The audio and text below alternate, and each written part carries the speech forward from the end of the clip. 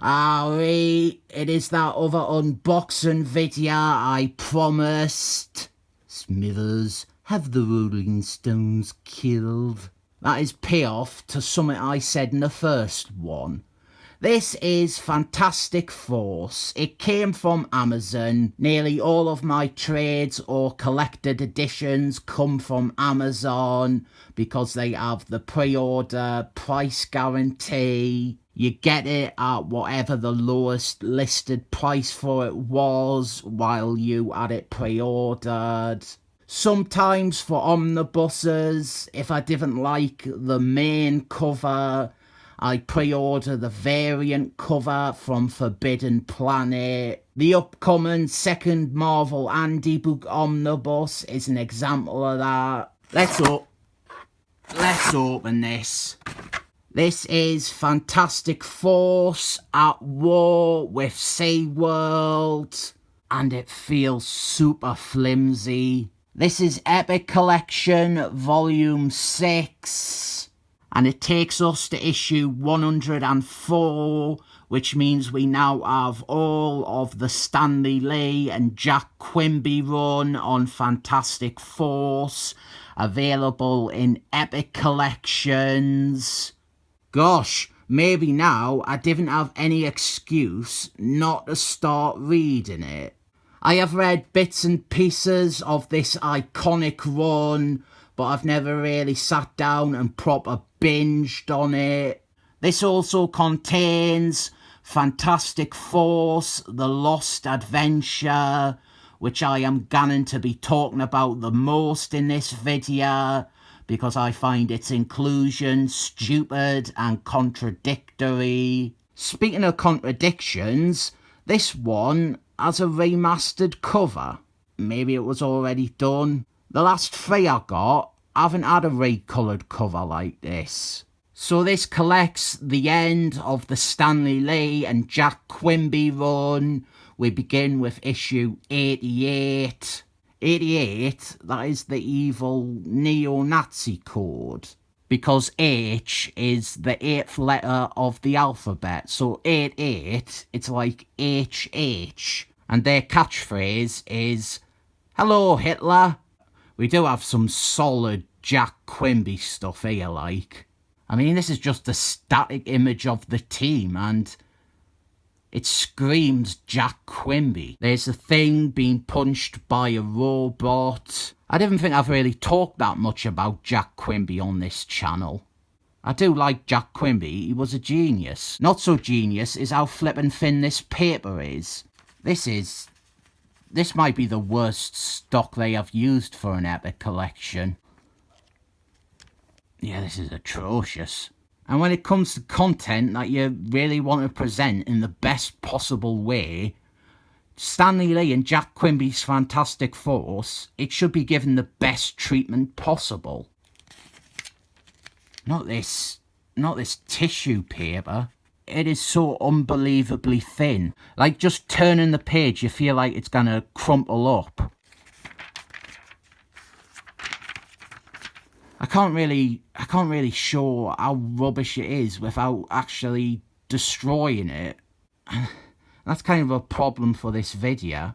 This is the issue where Seedman teams up with Mr. Magnets, and I think it ends with Mr. Fantasticals defeating Mr. Magnets with a wooden gun. Maybe. I have seen the cartoon clip where that happens.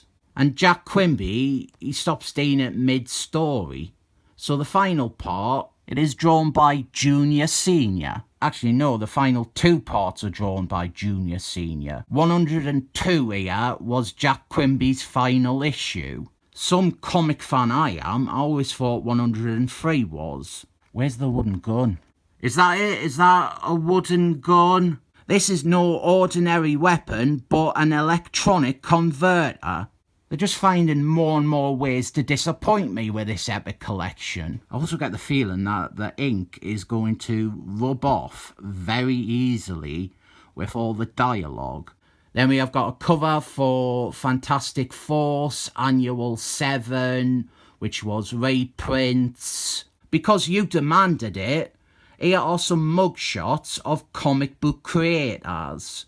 So if you're wanting to forge a fake ID in the 1960s, well, here is a cavalcade of potential photos to use. And if any of them weirdos on Twitter want to show up and moan about there being no women there, 1, 2, 3, 4, and 5. Considering the era, 5 is pretty good.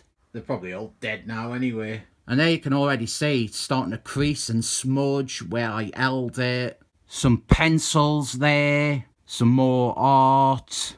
And some more. Maybe some of these are like unpublished or something. Maybe Jack Quimby did pencils for 103 and he got switched out.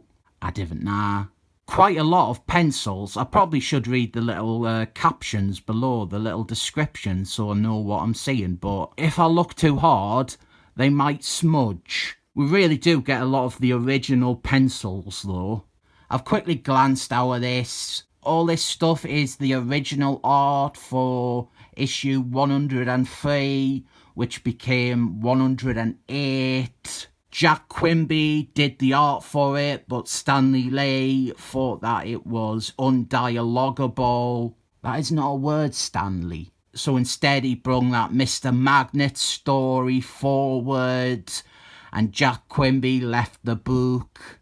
And so now we have Fantastic Force, The Lost Adventure, and this was not the comic I was thinking of. What am I thinking of? Right, there was this comic, it was written by Stanley Lee, it was a Fantastic Force one-shot, and it was called something like this, The Lost Adventure.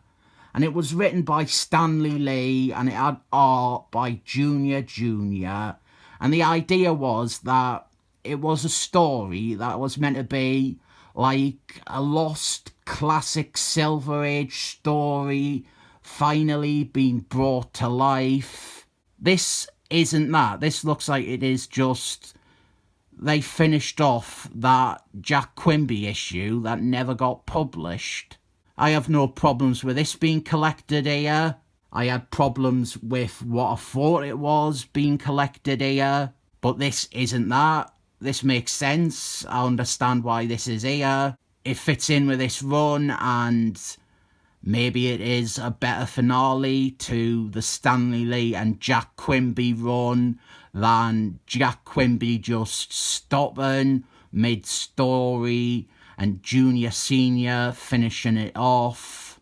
I am really glad that it's not that Stanley Lee Junior story that I thought it was. That was like a story from 40 years later that I thought was being crowbarred into this collection of classic material. But it's not that, it's a different comic that I didn't know about. And some more of Jack Quimby's pencils.